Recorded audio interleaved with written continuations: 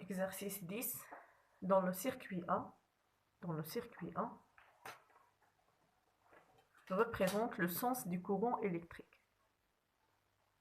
Circuit A représente le sens du courant électrique. مثل منها التيار. ديما سير القطب الموجب وخرج سهم، هذا هو الجواب. وسير القطب السالب وبين أنه داخل. الكهرباء كتخرج من القطب الموجب وكتدخل من القطب السالب. جاوبنا على سؤال واحد. La question 2. Dans quel circuit de la lampe أو لا dans quel circuit فاش من circuit من هادو la lampe et l'ADL brille-t-elle اش من circuit اللي لا لامب المصباح و l'ADL غيكونوا مضويين، يعني اش من مصباح غيكون التيار الكهربائي داير. غندرسهم بوحده بوحده. نمشي لهذا القطب خارج، القطب الموجب خارج منه التيار الكهربائي، غادي تحبس مع هادي. غير تشوفوا التيار الكهربائي جا مع القدام ديال هاد لاديال صافي عرفوه ما غيدورش، هادي ما غتشعلش وهذا ما غيشعلش. نشوفوا السي. التيار الكهربائي خارج من القطب الموجب، بقى غادي عاوتاني تلاقات ليه هادي، اذا حتى هي ما غيشعلش.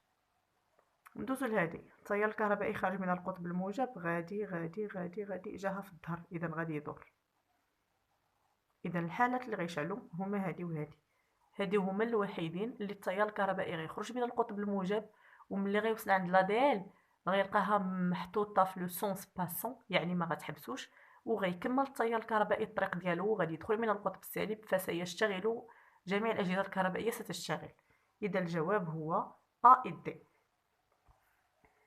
ا et D.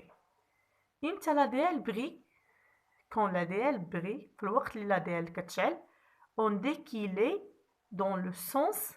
إلا قالك لا ديال شعلات فهي كاينة في المنحى المار باسون. قالك ولا ما شعلاتش راها في لو سونس بلوكون. تمرين 11. قالك choisis les affirmations concernant le circuit sont vraies ou fausses. corrige les affirmations fausses، يعني هاد الجمل قول واش راهم vrai ولا fausse، ولا كانت fausse tu vas la corriger. نبداو بالاولى. سي اون نونليف L2، بطبيعة الحال كتلاحظوا ان عندكم واحد المونتاج اون سيري اللي فيه واحد لو جينيراتور عطينا الكهرباء، ها هو القطب ديالو الموجب والسالب لي دو بورن. عندنا انترربتور فيرمي، عندنا لامب 2 لامب 1، وعندنا واحد الجهاز الامبيرمتر اللي قلت لكم تيعبر شده التيار، تيعبر لانتونسيتي، تيعبر شحال ديال الكهرباء دايره هنايا. قال لك الا حيدنا L2 شدة التيار غتولي ضعيفة. إلا حيدنا L2 المصباح الثاني شدة التيار غتولي ضعيفة. خطأ. إلا حيدنا هذا المصباح شدة التيار غتولي صفر، التيار ما غيبقاش يدور لحقاش الدارة الكهربائية غتولي مفتوحة. نكتبوا الجواب، لحقاش إلا ولات الدارة الكهربائية مفتوحة حتى شي تيار كهربائي ما غيدور فيها، وبالتالي غتكون شدة التيار صفر ماشي ضعيفة. إذا الجملة الأولى خطأ. الصحيح ديالها si on enlève L2 l'intensité du courant sera 0، لحقاش ما غيبقاش عندنا اصلا شي تيار كهربائي دايز هنا. الجمله الثانيه قالك si on remplace L1 par un moteur، نعوضوا L1 بشي موتور بشي محرك. قالك شده التيار l'intensité du courant va changer، لا ما غاديش تغير، غتبقى كما هي. شده التيار اللي كانت كدور غتبقى تدور، كان العمود طلق لينا 20 امبير غيعاود يطلق لينا 20 امبير. اذا خطأ. غادي نصحوها. هذيك l'intensité du courant va changer، نردوها ne change pas او لا reste constante تبقى ثابته. السؤال 3. si on déplace l'ampère-mètre après L2 l'intensité du courant affichée sera plus faible.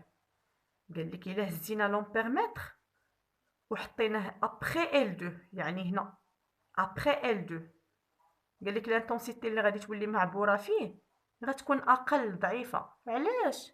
ياك هادي دارة مركبة على التوالي، ياك هاد المونتاج اون سيري، ياك الا خرج من هنا 20 امبير، راه هاد 20 امبير الا تبقى دور. فين ما حطيتي جهاز الامبيرميتر يعبر لك شحال ديال التيار دايز، غيلقاها 20 امبير 20 امبير في اي ما بلاصه حطيتيه، هنا ولا هنا.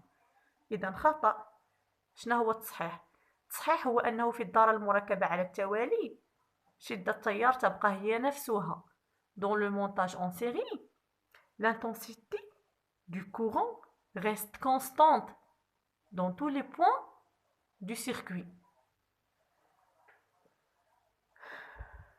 الجملة الرابعة قال لك دون سو سيركوي، في هذه الدارة هذه اون ابليك تنطبقوا لا لوا دو لونيسيتي دو لانتونسيتي، قال لك نطبقوا القانون ديال تساوي الشدة. فغي لحقاش هذه دارة مركبة على التوالي كنطبقوا فيها قانون تساوي الشدة، بحال شي طريق مسدودة.